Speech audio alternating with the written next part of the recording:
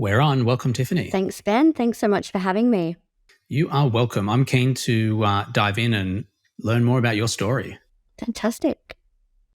So I believe you worked in banking before real estate. So I kind of wanted to start the conversation there. I wanted to understand. So I believe you worked in different roles, but primarily risk. So I guess what initially led you to banking? I have a bit of an analytical side of my mindset. So was very excited to actually see the previous property boom back in the very early 2000s. So that was really where I started. I was in a funding team in the bank, Adelaide Bank at the time, which later merged with Bendigo, and then morphed into different roles, different experience. And at the end point, I was working in the risk team, so operational risk, facilitating risk assessment workshops across the bank with a small team. So that was before risk was really known about, and the frameworks were built around it. So it was quite early stages when I was in that team. That's phenomenal. So how long were you there in total? 14 years. Unbelievable. Okay. And then how did the real estate then journey start to, I guess, how did you start to morph into that? So I took a leap, realised that I needed to get out of the corporate world and try something new. So I actually knew Andrew, who is the director of XSell Property, and he wanted to achieve some really big goals. And I said, well, why don't I help you? And so it came into the team initially for what was planning to be a short period of time, and then really implemented some really strong operational frameworks and some exciting and diverse goals. So it was really, quite a diverse role, and it just continued to morph into a growing team and a rapid success really with the team. That's phenomenal. So you've obviously developed a lot of skill, knowledge in that corporate arena that you're in for 14 years. So did you then move when you transitioned into XSell, into real estate? Did you then get into a strategy and operations role straight away? No, not straight away. The role really did morph around my skill set. And one of the things that has been very valuable is the Strength Finder. So, which is part of your course. In fact, we do have a couple of strengths in common. So that was something that I had previously had experience with. And so every team member that came on board would actually do those strengths, find out what their top 5 strengths were. And because of that, my role was very fluid. And so that kept me super engaged because I'm also quite a creative person. So, problem solving and having a look at new strategy and new objectives to take the business to the next level. So it started out with a piece of paper with what are the things, that you want to achieve. Don't put any limitations on that. And it started on that white piece of paper, and we just ticked those off one by one, and then started to build some really strong structure. And then the role developed. And as the team grew, my role moved into more of an operational leadership role. So I looked after the operations team and also the strategy, so steering the organisation in the direction that we wanted to go. That's great. So as an outsider, right, like for me looking into XSell, like how would you describe XSell as a company? So XSell Property is a boutique real estate agency which offers multiple services. So we support buyers through their journey to help them find property, both homes and investments, as well as providing the property management as well, which works beautifully. It flows into that team so beautifully as a buyer's agent. But also we do offer sales. So we do support vendors when they're selling. And that was the original model for XSell Property. But the reason that I feel we are different is because we've always had a very, very strong vision. And when we actually articulated that, that's when we had even stronger success. So the vision is actually to shift the perception of the real estate industry one person at a time. And so we were always looking at getting reviews not only from vendors but also from buyers. And that became a 50-50 mix. So the buyers were so happy with the experience they had. And we knew that that was something that the industry needed because, that's future business as well. So the other part of that is the values. So having super clear values and having a mission. So mission is to provide the ultimate experience for every person that we deal with. And then the values. So one of the values is diversity. And also I think that's where XSell is also different because we really do value every single person that we deal with. And we have a very diverse team as well of people with different age groups, different gender, different backgrounds, and that really makes for collective, fantastic decision making.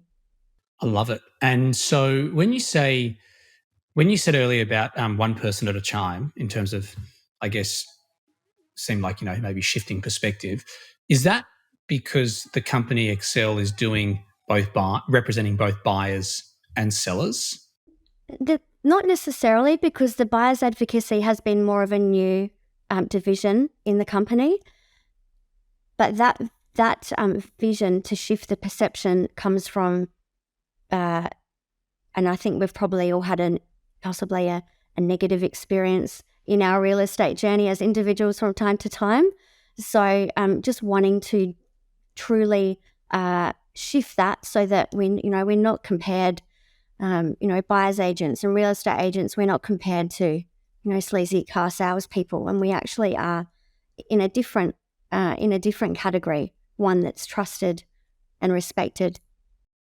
That makes sense. I get that. Yeah, unfortunately, real estate does have a, not the greatest perception and reputation. And okay, that's interesting. Cool. So, in relation to the model that you guys have, are there other companies?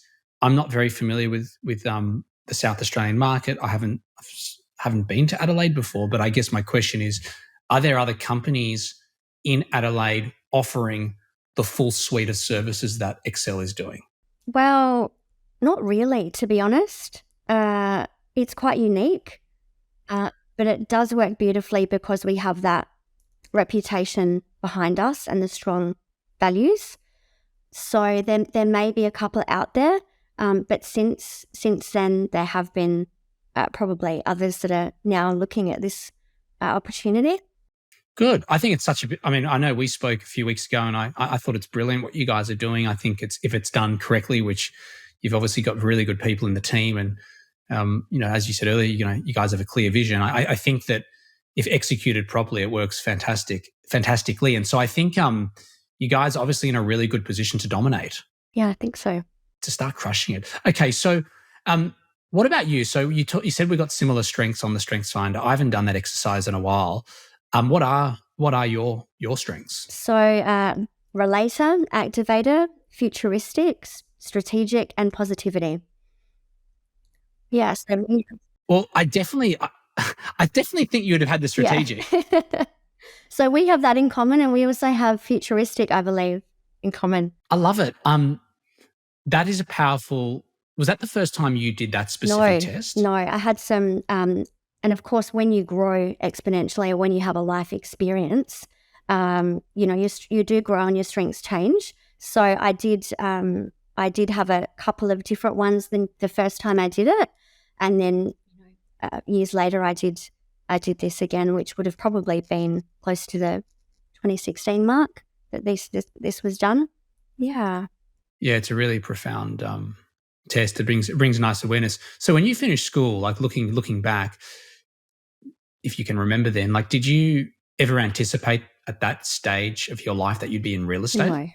No, not at all. I have had people tell me all through my life, you should be in real estate. You're really great with people. But no, I hadn't really thought about getting into real estate at all.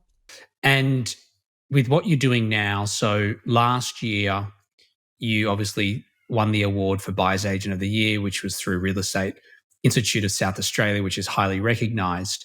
I mean, that all happened quite quickly for you, yes. Right? Yeah, absolutely.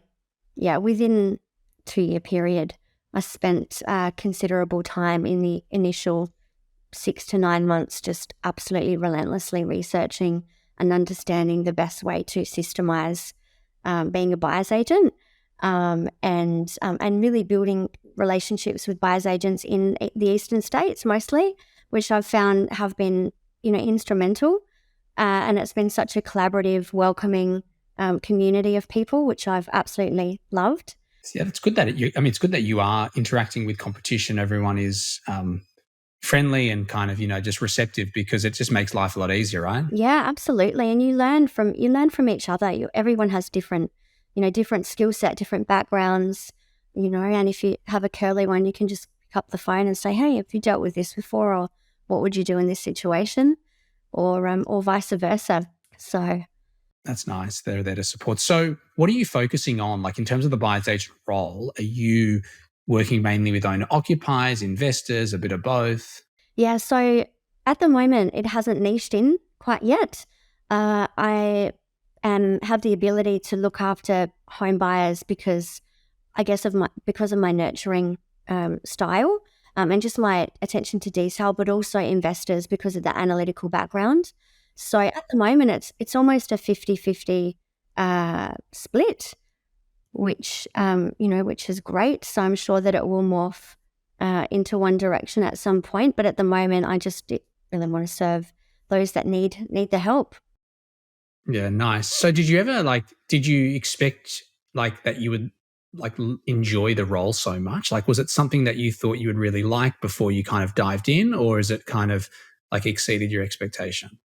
I think the opportunity in terms of us being in this blue market is something that really excites me, and I can use my creative background to actually inject into this business so that it can flourish. And I think that it makes it's more personable. I didn't necessarily think about whether I was going to enjoy it, but it just intuitively felt right, and it all happened so organically from one referral to a buyer. And I just thought, well, how can I actually serve this person that isn't based here, and help them, and be able to make that commercially, make sense. So, yeah, I just followed my intuition, and I absolutely love what I'm doing. It's fantastic. You said a comment just earlier around helping people who are out of area. Are you, obviously there's a lot of people for investment purposes that are going into South Australia. Are a lot of your clientele from interstate? It's also again a mix between people in South Australia and also people interstate. But I think it's certainly a great opportunity or leverage point when you know that your buyer's agent is in Adelaide and can show you videos, show you the street, show you the surrounding areas, and know the area as well and steer you towards or against. So I think that definitely has value for those that are interstate. We've got great rental yields here, and I don't think that will change anytime soon. Yeah, a lot of investors flocking there, and it's from what I hear, it's not easy to buy either. It's still very challenging, and I don't think the media is really portraying the what's going on where you live. No, well, even in the report that came out a couple of days ago with RP Data, there was zero mention of Adelaide. So, they seem to look at it quite holistically as a country, but there's different markets within Australia that have results. Yeah, I hear a lot of buyers agents complaining how difficult it is to buy property in South Australia because it's so competitive still. So I guess I wanted to learn more about just my information as well, just around the market in, Adelaide where you are. From a local point of view, so if people who are living in Adelaide, is there a lot of awareness around buyer's agents? Like if I was to see someone at the cafe and mention buyer's agent, would they understand what a buyer's agent does? No, not at all. There's very little awareness. And to give you a great example, so I know a lot of people that would be watching would know the model of the BNI network, which I'm a member of for just over a year. In Adelaide, there's really only one or two buyer's agents in the BNI space in Adelaide, and there's about 20 groups. So to give you an idea, it's a really popular model, but there's not a lot of buyers agents in the group. So I see this as an education opportunity. It's important to educate not only the public but also the real estate agents, because there's many of them that haven't dealt with buyers agents. So the way that I communicate and the way that they remember me is probably potentially their first experience with one. So good. Yeah, well, I mean, if there's limited competition, which it seems like, that's the blue ocean, but maybe you can just take a seat in all the B&I chapters.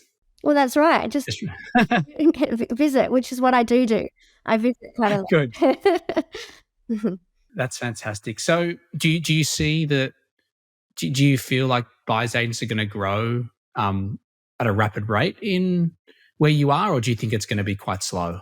That's a good question. I think that it's inevitable that it is becoming a popular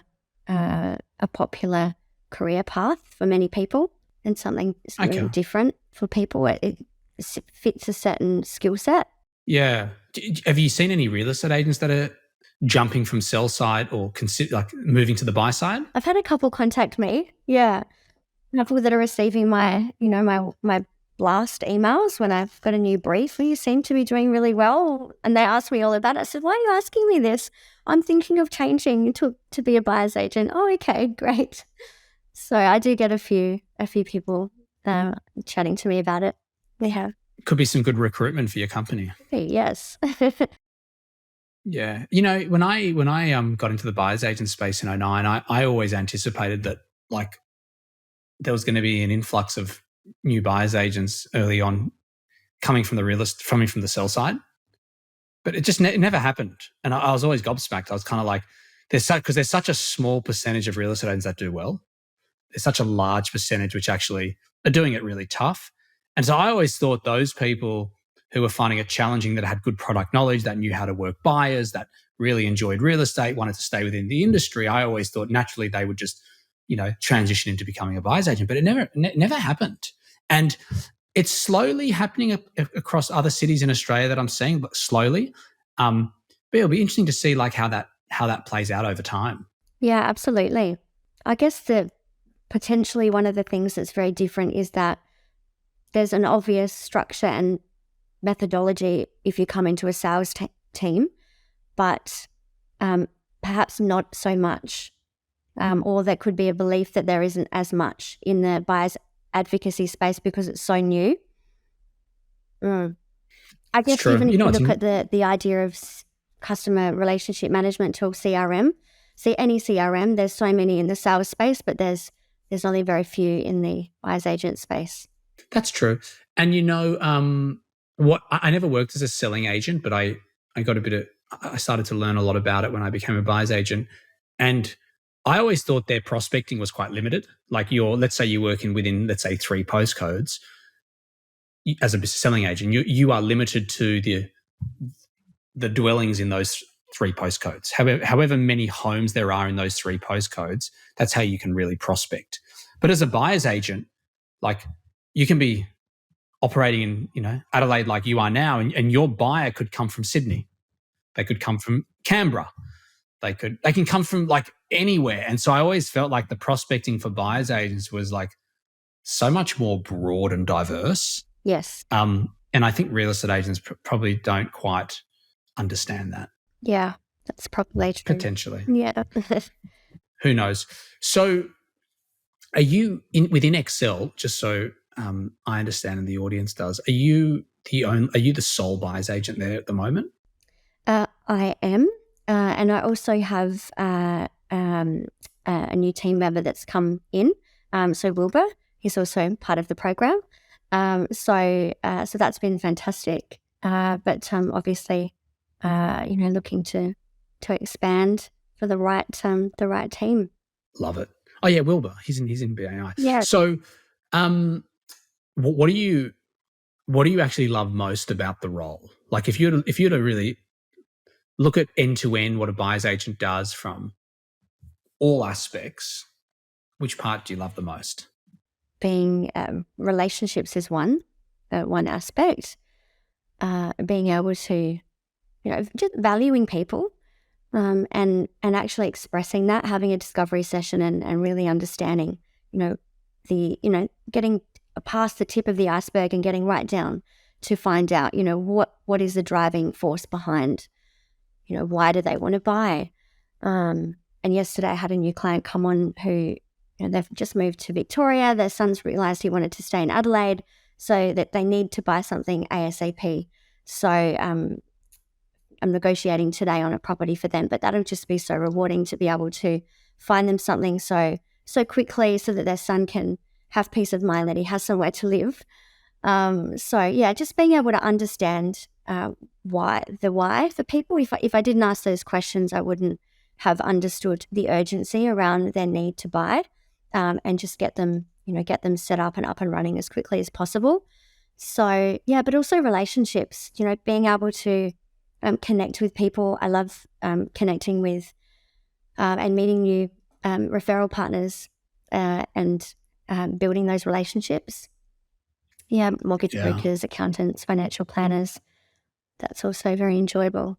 Yeah, it's a fun part. I mean, I worked in corporate like you, and for someone that, like, I value relationships like you do, clearly. And I think getting into real estate, you really get a good taste of relationships. Like you just got this free reign of just cultivating and just bringing into your arena new relationships. And it's unlimited, because when you're in corporate, you are limited to the level of the volume of relationships that you can just keep activating each day.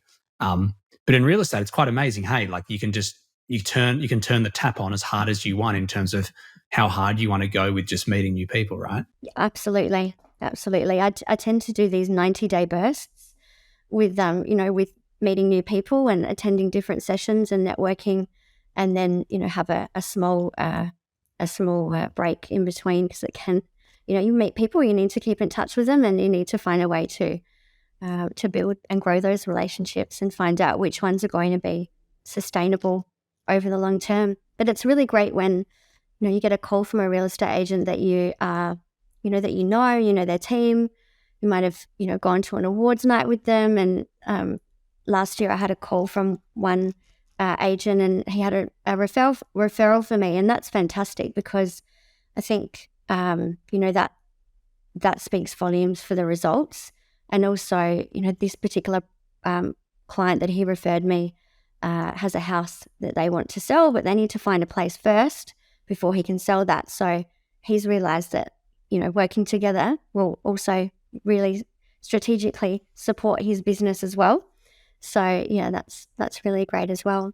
That's amazing. I was actually going to ask you earlier, just on real estate agents, just expanding on that point. So are you finding that real estate agents that you're dealing with typically are quite receptive to buyers agents, or because the reason I'm asking the question, when I started off in Sydney, when there weren't many buyers agents, just like how you are now placed, some of them really had their guard up. Like because a lot of them think they own buyers, and they think you're kind of potentially threatening what they're doing. Like, do you feel like they're very open to what you're doing, or are they still getting their head around it?